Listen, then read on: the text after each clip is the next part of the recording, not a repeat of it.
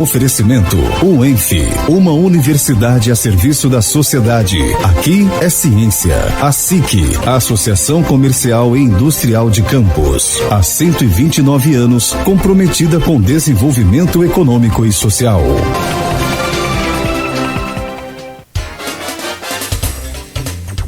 7h35 em Campos. Bom dia para você que ouve a Folha FM em 98,3 nos aplicativos. Para você que acompanha também o nosso streaming aí no Face, participando, muito bom dia, seja bem-vindo, seja bem-vinda.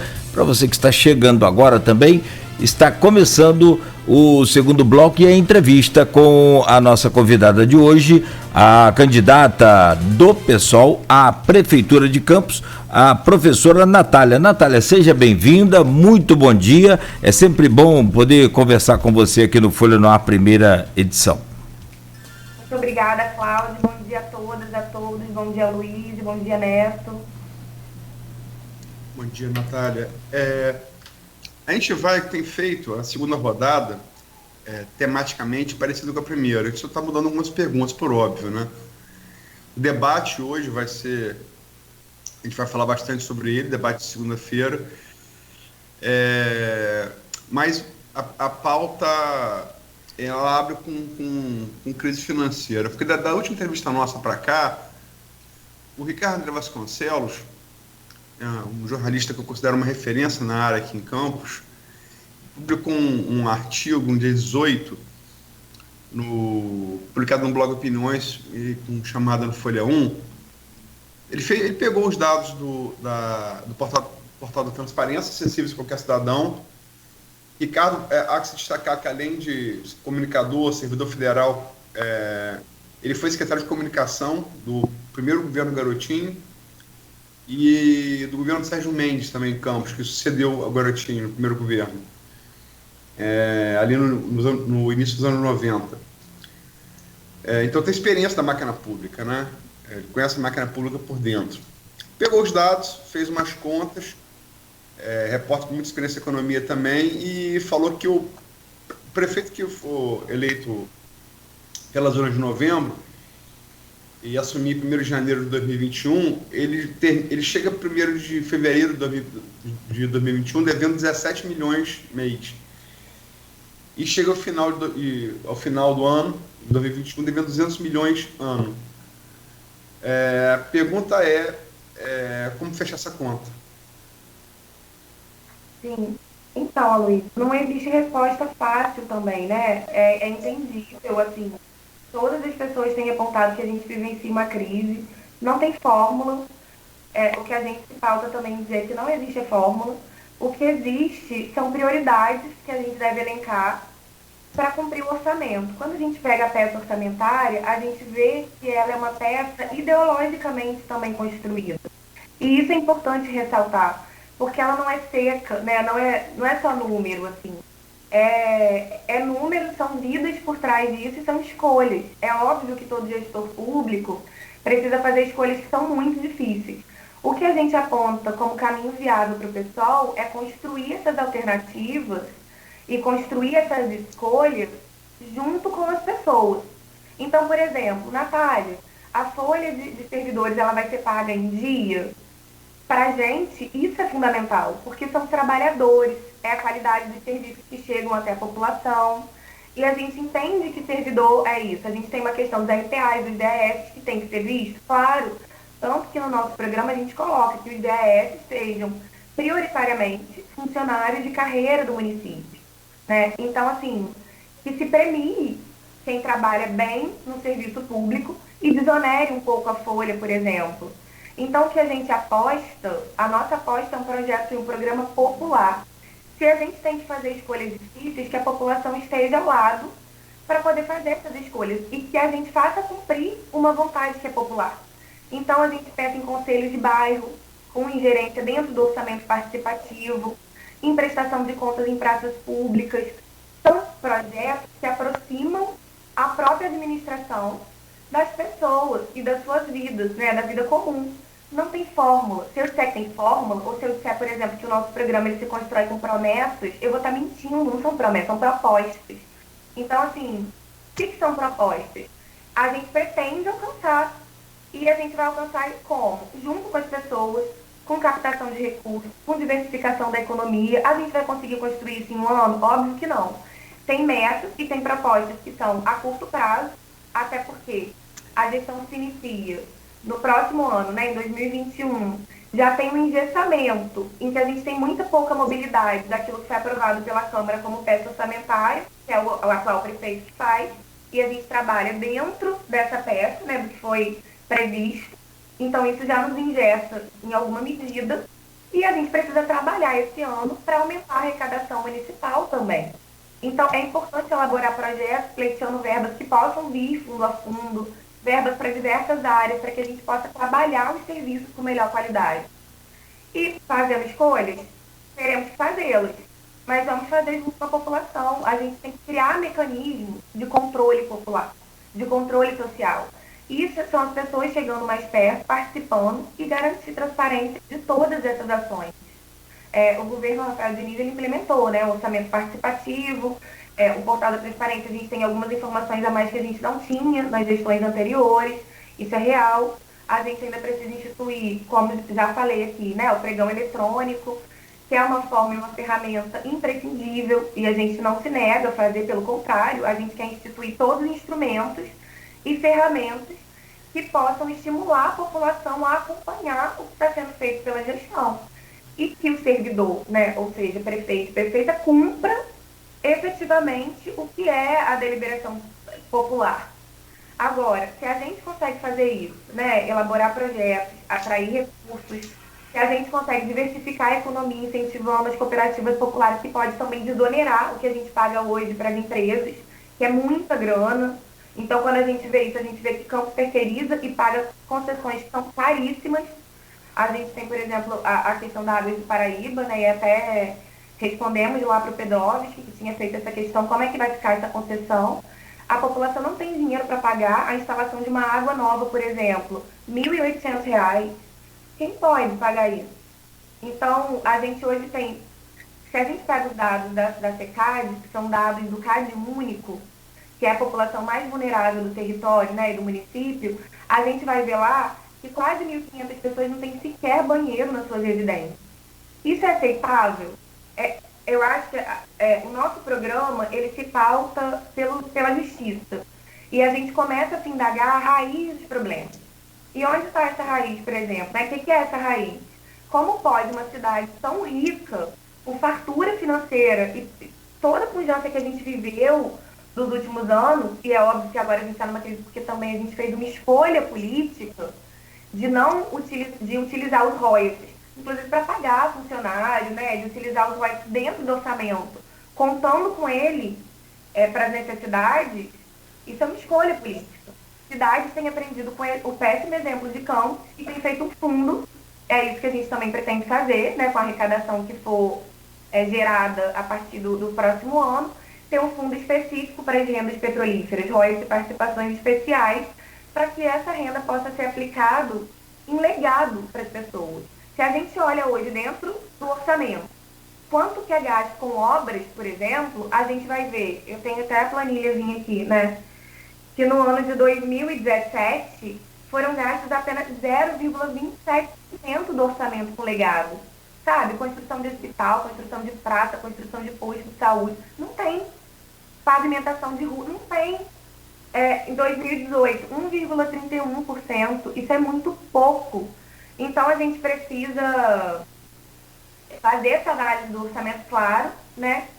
As contas precisam fechar, mas a gente precisa ter prioridade no que vai ser pago também primeiro. Isso é uma escolha. E são escolhas difíceis, mas a gente precisa fazer. E precisa fazer isso junto com as pessoas. E Natália, o que a gente... Oi, além dessa questão do orçamento que você está colocando e esse déficit que o Ricardo André levantou, há uma outra questão que o próximo prefeito inevitavelmente vai herdar, que são as folhas de RPAs que vão ficar pendentes desse ano para o próximo. Como lidar com isso? Porque nessa conta do Ricardo André nem entra esse cálculo ainda. Tem como lidar com esse pessoal do RPA que vai ficar de um governo para outro essas contas a pagar? Isso tem que ser prioridade. Acertar o salário dos servidores é uma prioridade. eles têm que receber, né? É uma loucura, porque, óbvio, a gestão vai herdar isso, mas isso é coisa pública. A coisa pública é a coisa que se herda, mesmo passando gestões, né? É a coisa pública. Então, é o povo. E quando um não faz, por exemplo, a mesma questão do hospital, né? Eu não vou fortalecer o hospital X, porque vai fortalecer nome de fulano de tal. Ah, não vou pagar porque foi na gestão do prefeito de Rafael Diniz. Não posso dizer isso. Isso é coisa pública. Né? Quem a gente está ferindo quando não respeita e não tem o entendimento da coisa pública é o próprio povo. O que a gente tem que avaliar, inclusive saiu uma notícia, é dos 100 servidores, por exemplo, fantasmas na Prefeitura de Campos. É preciso identificar. Na minha primeira entrevista aqui, eu disse que a gente começaria o governo entendendo a máquina por dentro. A gente não tem a máquina na mão. É óbvio que o Rafael Diniz hoje ele conhece muito mais da máquina pública do que qualquer um dos candidatos que estão pleiteando, porque a gente não está dentro da máquina. Mas, e é claro que a gente precisa entender isso, mas chegar fazendo uma análise do campo, diagnosticando, né, quais são as carências, onde realmente as pessoas trabalham, onde não se trabalha, quem são esses 100 funcionários fantasmas, e entender, porque a gente também não pode colocar todo mundo no mesmo pacote. Muita gente fala assim, os RPAs. Os RPAs são todos cabos eleitorais. Tem RPA que é cabo eleitoral? Tem. Mas eu posso dizer que são todos? Não. Porque eu vou estar, inclusive, criminalizando, efetivamente, um servidor público que está lá trabalhando, ganhando uma miséria para prestar um serviço e não tem nem como reivindicar, não tem como denunciar, não tem como fazer nada, né? Não trabalha análogo até a escravidão, que a gente já comentou aqui em outros dias. Então, não posso colocar todo mundo no mesmo pacote, eu preciso garantir uma condição mais digna para todo e qualquer trabalhador, porque a RPA não é um contrato, né? É um recibo de prestação autônoma, mas que ficam anos na prefeitura. E essa forma de contratação ela é completamente equivocada e a gente precisa substituir essa forma de contratação. Natália, você falou aí em pregão eletrônico, adoção do pregão eletrônico integral para tentar diminuir a despesa das compras públicas. E é correto, né? Isso foi consensual na série de painéis que a Folha fez, foram 11 painéis com 34 especialistas das mais diversas áreas, empresários, sindicalistas, economia, finanças, antropologia, ciência política, direito, gestores universitários.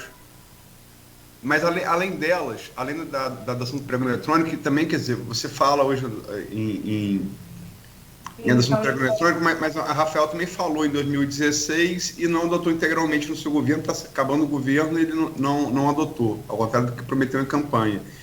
Primeiro, pergunta por que isso não se daria com você.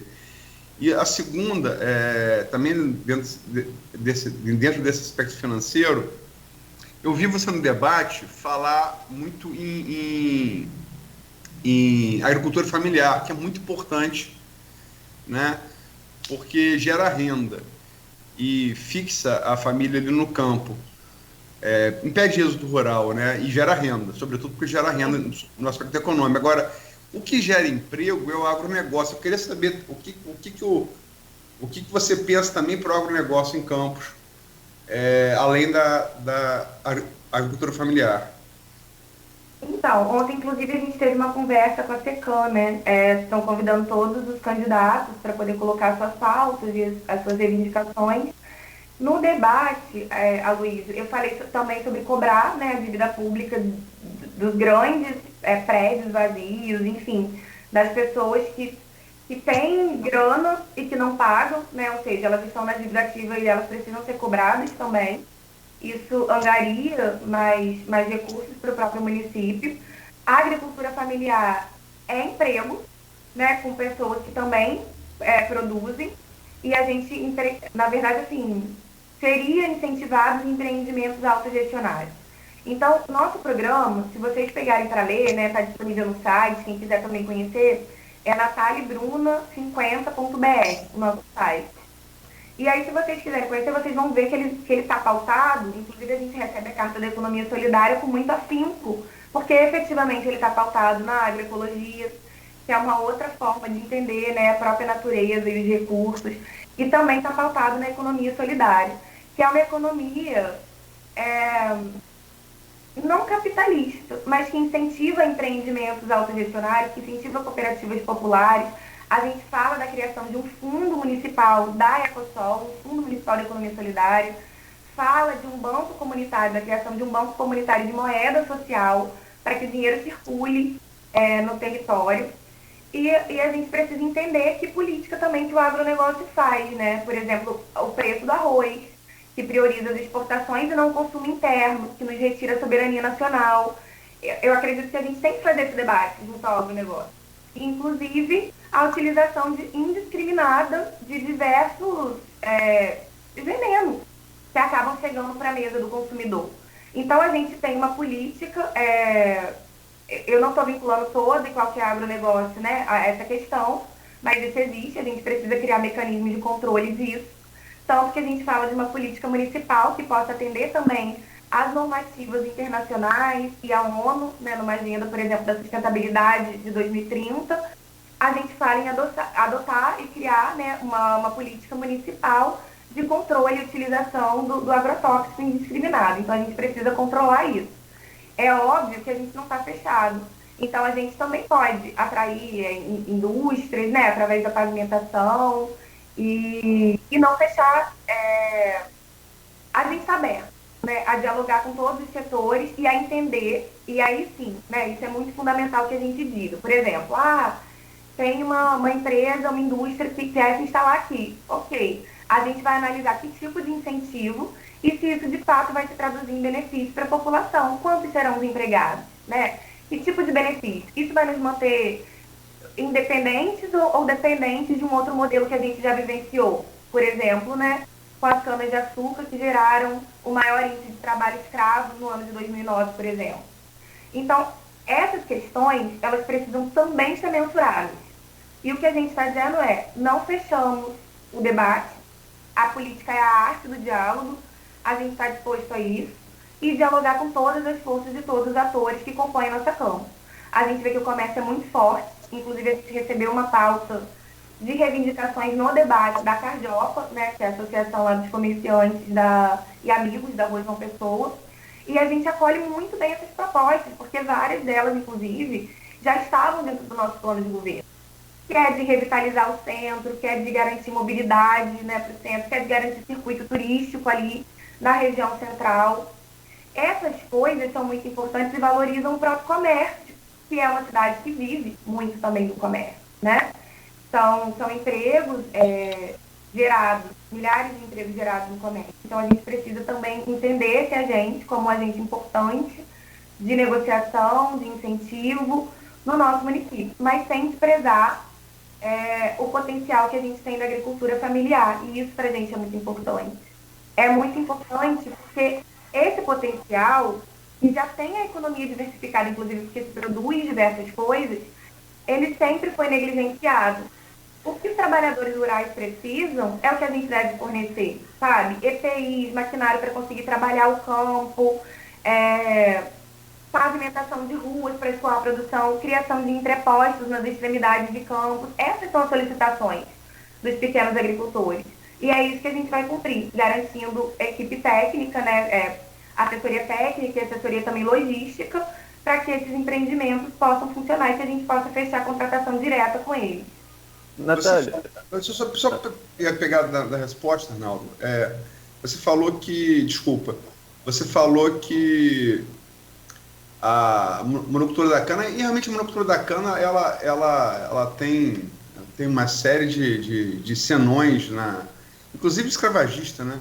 Talvez seja o maior deles durante a história de Campos. Mas, bem ou mal, ela trouxe Campos, foi o eixo econômico de Campos, lá do século XVII, do começo da colonização, até o final do século XX.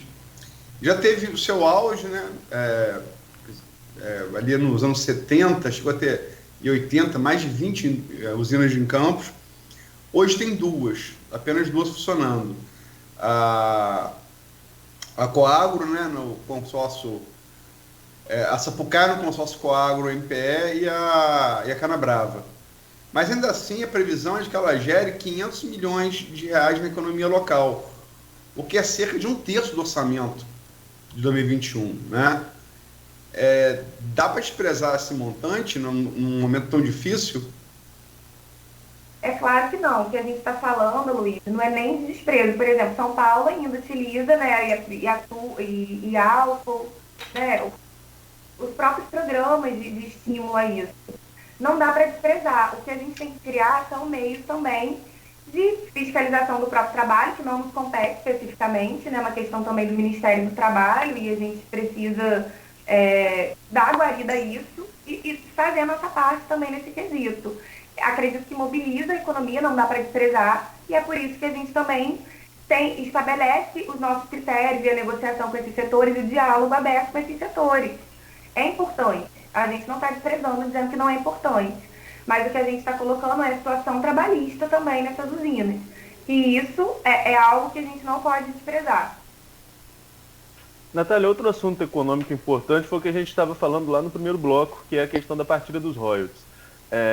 Eu e a Luísa demos nossa opinião, o Nogueira trouxe a opinião. Eu queria ouvir a sua opinião com relação a essa pauta. E qual seria governar Campos a partir de 2021 se a partilha for sancionada a partir agora de dezembro? Eu acredito que vai acontecer mesmo, né? Assim, era um pouco do que a Luísa estava colocando no início. Essa espera, ela acaba gerando até uma expectativa, né? Do tipo, será que tem uma solução um pouco menos pior? Será que tem uma solução um pouco menos drástica, né?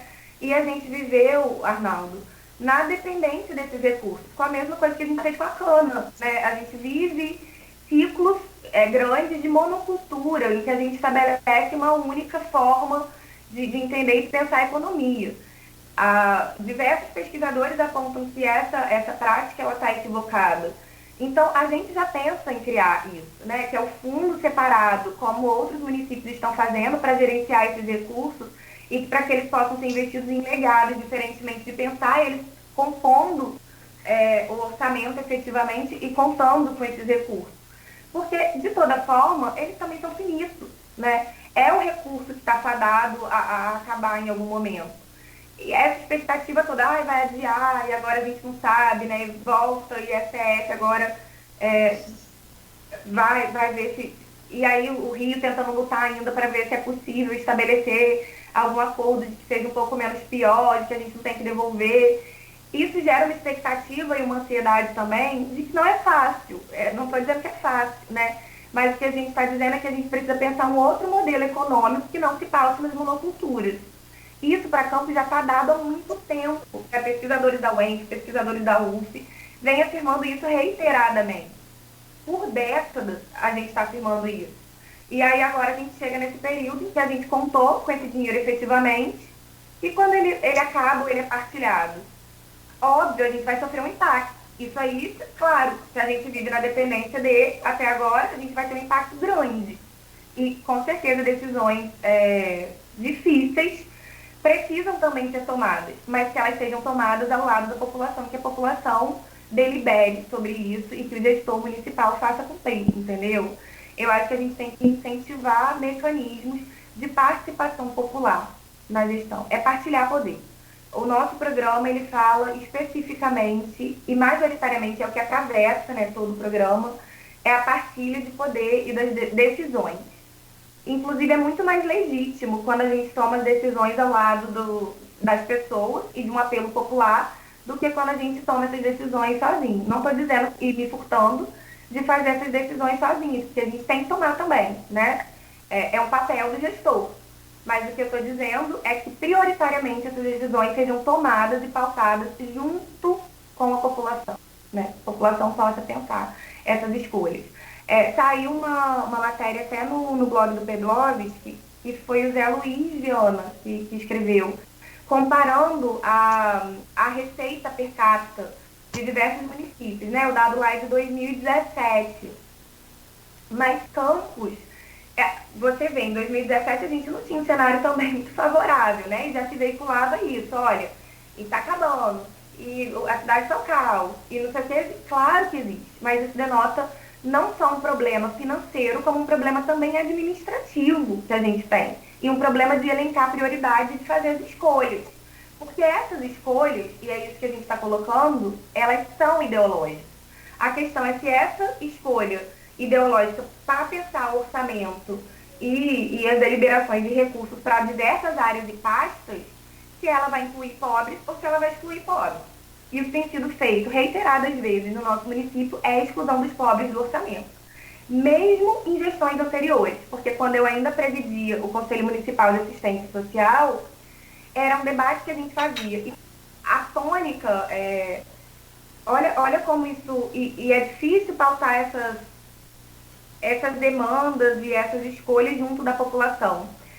Quando a gente falou sobre a operação, por exemplo, Chequinho, né, que foi a utilização de um programa de transferência de renda para compra de votos, e a gente faz essa denúncia como conselho, porque a gente está lá, e aí o Fundo Municipal de Assistência presta contas de 2 em 2 meses, e a gente está lá no conselho avaliando, a gente vê que tem uma explosão de inserções no programa de 2 meses atrás para o próximo mês que se prestou conta. E a gente fala, como isso é possível? Isso está passando por onde que não está passando pela equipe técnica, pelas assistentes sociais, pela equipe de psicólogos, dos equipamentos da assistência social, dos CRAs.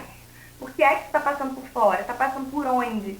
E aí que a gente faz também essa denúncia, falando sobre a utilização política desse benefício, e chega na gestão atual, né, na gestão Rafael Diniz. E a gente vai, inclusive, para uma audiência pública e fala como é importante ter um programa de transferência de renda para garantir uma renda básica para a população do município, que hoje são 45 mil famílias em extrema pobreza, e reiterando esses dados que eu trouxe do Cade Único, quase 20 mil famílias que não têm água e esgoto no nosso município, quase 1.500 famílias, 1.400 e alguma coisa famílias, que não tem sequer um banheiro, a gente não consegue entender. A gente se pergunta por que uma das cidades mais ricas do Brasil tem esse quantitativo de miseráveis, tem esse quantitativo de pessoas nessa situação. E quando a gente falava sobre o retorno de um programa de transferência de renda, pautando essa luta, as pessoas não entendiam, porque elas falavam assim, olha, então você está lá com o grupo dos garotinhos, por exemplo. Ah, então se você está defendendo que esse programa não existe, você está com o Rafael. As pessoas tendem a polarizar as coisas. E a gente dizia, não, a nossa defesa aqui é a política pública de assistência social. É a política social. Não é governo A ou B, sabe? Se existe programa, você está defendendo um. Se não existe, você está defendendo o outro. Está equivocada essa perspectiva. E a gente está aqui para fazer esse debate também, que é o debate público, que é o debate político. Natália, você falou o estudo do Zé Luiz Viana, da Cruz citou. Eu, por exemplo, li no blog do Zé Alves Azevedo, né? Eu acho que, se não me engano, foi o primeiro noticiário. Economista que participou dos painéis da Folha, como o próprio Zé Luiz Viana participou dos painéis da Folha. Mas uma coisa que é colocada ali, quando você tipo assim, coloca orçamento, tá? O Campos está entre maiores orçamentos. O que não está ali, e eu não sei porque eu não fiz esse levantamento, mas o que não está ali é quanto do orçamento está comprometido assim, por exemplo, com folha de pagamento do servidor. Eu não sei, por exemplo, você tem 1,5, mas você tem 1,5, você tem despesa fixa. 1 bilhão, você tem 500 milhões. Agora você tem 1,5 ou 1,7, você tem 1,1 bilhão para servidor. Quer dizer, você não tem a proporção de quanto esse dinheiro do orçamento está livre para investimento, por exemplo. E aí fica difícil você usar aquilo como referência, né? Porque o problema de Campos, me parece, para o ano que vem, é você ter um orçamento entre 1,5 e 1,7, com despesa geral estimada em quase 2 bilhões, o que dá esse déficit calculado pelo Ricardo André, e desses 2 bilhões, 1,1 só com uma despesa fixa de folha de servidor, né? E esse cálculo não está feito nesses outros orçamentos elencados pelo Zé Luiz, entendeu? Então, sem isso, fica complicado, né? Não, mas o cálculo não é bem esse, né? O cálculo feito pelo Zé Luiz é a receita per capita. Então, você vai pegar a receita, né, a arrecadação municipal, e vai dividir, né? E aí você vai comparar, dividindo pela população. Então, são populações equivalentes e receitas equivalentes. Exatamente, aí... mas você não sabe se é despesa equivalente. Se o problema está em quanto você recebe e quanto você gasta, né? Mas o que você está querendo dizer, Luiz, é que assim, que a máquina pública está inchada e que ela precisaria... Não, não estou querendo dizer que a máquina pública está inchada, estou querendo dizer que qualquer orçamento você tem quanto você recebe e quanto você gasta. Se você só tem quanto você recebe, ele cria uma ilusão de que aquilo ali é um número absoluto, não é. O que você falou, por exemplo, que a gente está sem obra, por exemplo. Você citou aí na primeira resposta. Obra é investimento, você tem que ter dinheiro para tocar obra, senão você não faz obra. Com certeza. Então você tem que ter quanto você gasta, quanto você recebe, quanto você gasta, né? Claro, a gente é óbvio que não pode gastar mais, né? A gente precisa fazer as contas baterem, só que também é possível buscar outras formas de arrecadação municipal. É possível se cobrar quem deve ao município. É possível se incrementar a economia e diversificar a economia. Então, a gente pensa que o primeiro ano da gestão do próximo prefeita, ele tem que ser dedicado a pleitear esses recursos e a diversificar isso e aumentar a arrecadação municipal. Isso é um fato. A gente não está negando esse fato. E capacidade de diálogo e de negociação, inclusive, nas esferas federais e na esfera estadual. Então, assim, a gente também não pode pensar a coisa como completamente engessada ou pensar o município como se fosse uma empresa ou um trabalhador que não pode gerar recursos, ou que não pode fomentar a própria economia, ou que não pode criar um banco, por exemplo, um banco comunitário, sabe, que incentive microcrédito aos pequenos, ou que não pode pensar uma moeda social. Pode, o município ele tem a prerrogativa e ele pode fazer essas coisas. Inclusive são experiências bem sucedidas em outras cidades. E são coisas que a gente pretende implementar. Agora, quando a gente faz essa receita per capita, né, você vê que Campos tem receitas per capita equivalentes a cidades como Juiz de Fora, a Vila Velha, a própria Florianópolis. O que vai denotar não são um problema de receita. Eu não estou dizendo que a gente não tem que ampliar os recursos. A gente tem. Mas existem cidades que estão fazendo gestões melhores. Então, esse discurso, por exemplo, caberia para gestões passadas dizerem, não, a gente não pode incluir os pobres, porque isso era dito. A gente já estava sofrendo lá dentro da assistência, e eu falo muito da assistência porque esse é o público mais vulnerável do nosso município.